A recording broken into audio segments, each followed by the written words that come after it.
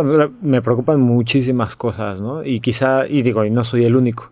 Es por eso que el lunes de la semana pasada, ahorita está saliendo esto en lunes, entonces justo hace una semana, los trabajadores y trabajadoras de la Suprema Corte de Justicia fuimos convocados para votar, ¿no? Para irnos a una suspensión de actividades, para protestar esta reforma al Poder Judicial.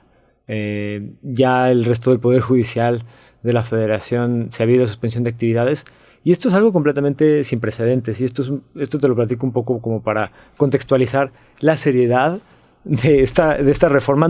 La Suprema Corte nunca en su vida había suspendido actividades. Nunca, salvo creo que suspendieron actividades en el sismo del 85 y antes en la Revolución. Okay. O sea, esto la verdad sí es sin precedentes, es un poco como para ver la gravedad del asunto, ¿no?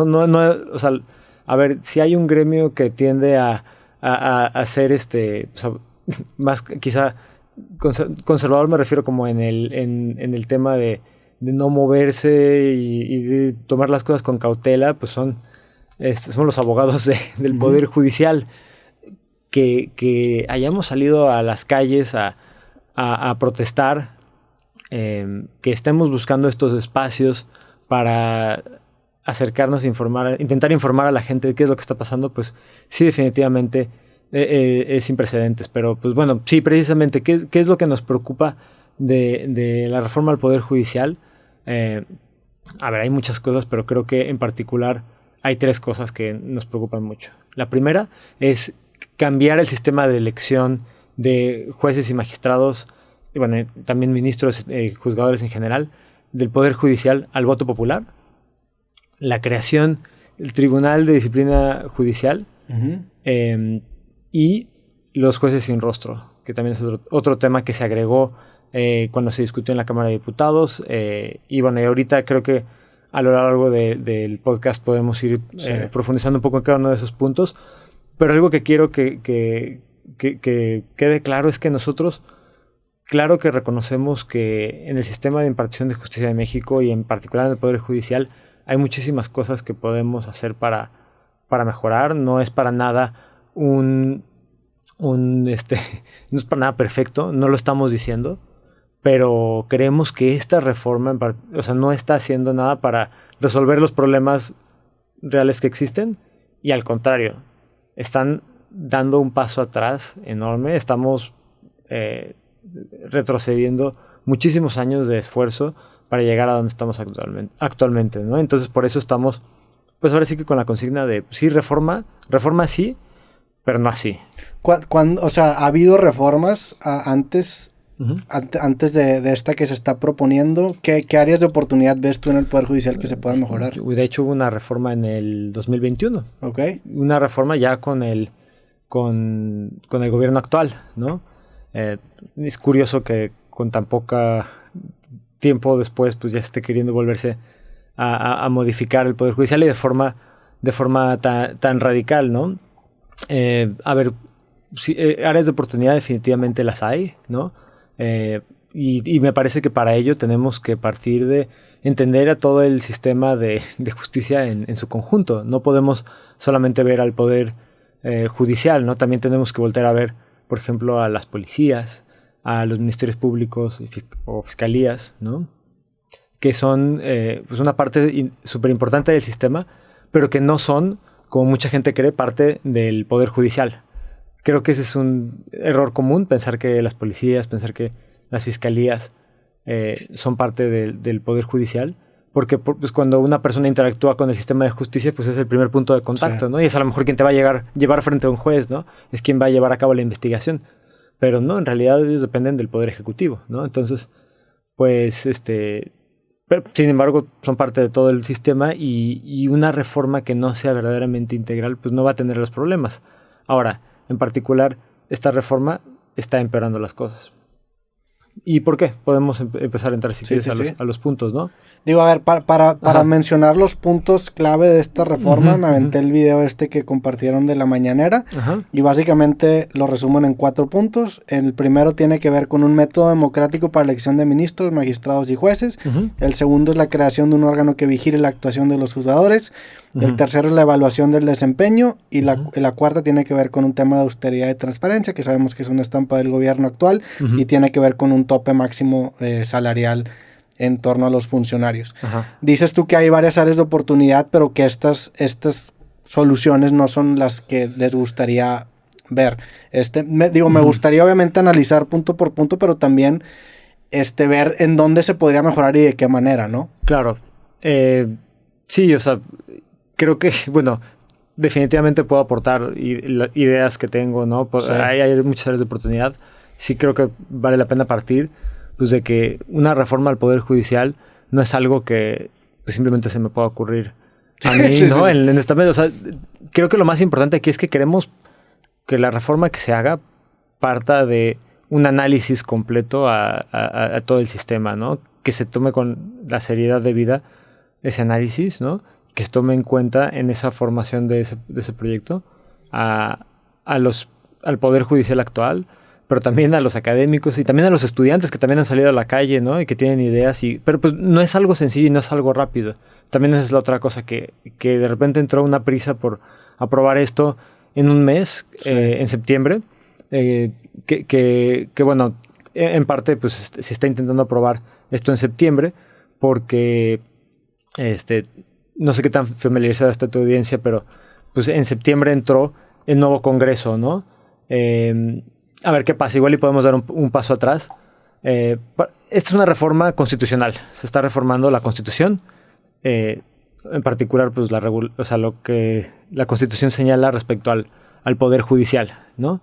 Para aprobar una reforma a la Constitución se necesita que la reforma pase por la Cámara de Diputados, la Cámara de Senadores y por las legislaturas de los estados. Y se requiere que en el Congreso de la Unión haya una mayoría calificada. Esto es simplemente pues, una mayoría de 2/3 partes. Una mayoría pues, un poco más alta que la que se necesita para aprobar leyes, ¿no? Okay. Ahora, ¿qué pasa? Pues que el gobierno actual no tenía esa mayoría calificada hasta que fueron las elecciones. Y estamos en un como momento único porque tenemos, digamos, que el nuevo Congreso, el Congreso que se eligió ahora en junio, pero con el presidente que va saliendo, ¿no? Porque en realidad el Congreso entró, digamos que un mes antes que la nueva presidenta. Entonces, en ese mes de septiembre, que es justo como que ese último mes de gobierno del presidente, pero el nuevo mes de gobierno del Congreso, que tiene la mayoría calificada, se quiere pasar esta reforma. La verdad, a las carreras. Sí, pero se pasaría de otra manera, por ejemplo, si Obrador se va del poder y entra Sheinbaum, pues también pertenecen al mismo partido, al mismo movimiento. O sea, en ese sentido, ¿seguiría teniendo mayoría calificada? O sea, sí la tendría, pero es interesante, pues, ¿por qué no precisamente, pues, ¿por qué tenemos tanta prisa de pasarla en septiembre? ¿Por qué no, pues, lo vamos pasando en las cámaras con mayor tranquilidad para que se le dé el debido análisis, ¿no? Bueno, a ver, de entrada a mí me parece que desde esta propuesta, pues yo creo que lo que habría que hacer, lo que creemos que habría que hacer es desecharla por completo y más bien partir de cero, pero sí llama la atención, no deja de llamar la atención la prisa, ¿no? De pasarla es como una estampa rápido. Que quiere dejar de salida puede ser, ¿no? Puede ser, sí, un regalo de despedida, pero es un regalo de despedida muy costoso, ¿no? Sí. En mi opinión. Pero como quiera, aunque no se pasara tan apresuradamente, pues la nueva administración viene de la misma escuela. O sea, es algo que eventualmente va a acabar llegando, ¿no? O sea, llegaríamos a esta misma discusión, quizá más pausados, no, a lo mejor no votando en un gimnasio, pero sí hubiera un poco más de calma, ¿no? Podría ser que sí, o podría ser que a lo mejor la nueva presidenta se dé cuenta que esta reforma no le conviene al país porque va a tener muchos costos. Me refiero a costos no solo económicos, porque habrá costos económicos, pero costos en muchísimas materias, y no sé, a lo mejor pues, lo reflexionaría y a lo mejor podría proponer algo diferente. Yo no sé si a lo mejor... No lo dudo, pero sí. A lo mejor, digo, quién sabe, puede ser que pase tal cual, ¿no? Ahorita le digo, a ver, estoy yo imaginando, quizás estoy imaginándome cosas, ¿no? A lo mejor eso me van a decir. Sí, pues todos, no pasa nada. pero ¿por qué no dejar que vaya a un ritmo más normal, ¿no? O sea, No lo sé. Sí. En fin, más allá de este tipo de especulaciones, quizá vale la pena entrar a ver en particular pues la reforma, ¿no? Y las cosas que nos preocupan a todos los trabajadores de la Suprema Corte. Que por eso, pues digo, repito, por eso salimos a protestar en contra de la reforma. Y no estamos en... Algo que creo que es importante que quede claro. No estamos en huelga.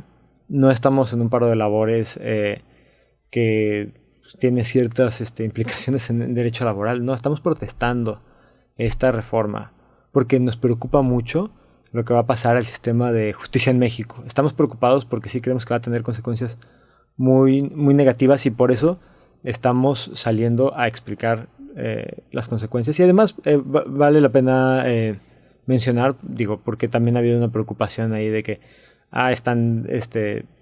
se está poniendo en riesgo la impartición de justicia en el país.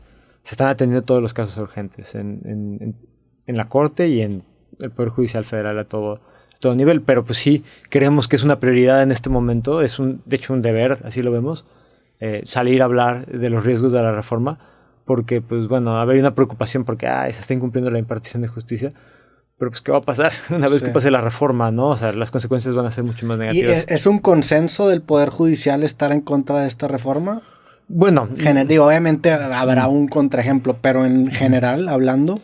o sea, sí es una mayoría abrumadora, ¿no? Okay. Pero bueno, no, definitivamente no es el caso de todos y vale la pena mencionar, por ejemplo, en la Suprema Corte, una vez platiqué que votamos los trabajadores, al día siguiente los ministros y ministras votaron por apoyar la suspensión de actividades y fue una mayoría de 8 votos, pero en la Suprema Corte hay 11 ministros y ministras.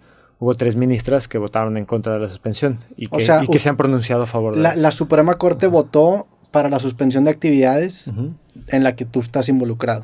Ok. Y esa es una suspensión de actividades de los trabajadores del Poder Judicial, o sea, o ¿cómo se entiende este grupo? Los trabajadores del Poder Judicial, el resto del Poder Judicial de la Federación ya había suspendido actividades. Solo antes, la Suprema Corte. La Suprema Corte se había quedado, ahora sí que había seguido trabajando y más bien nos unimos al resto de los trabajadores del Poder Judicial de la Federación.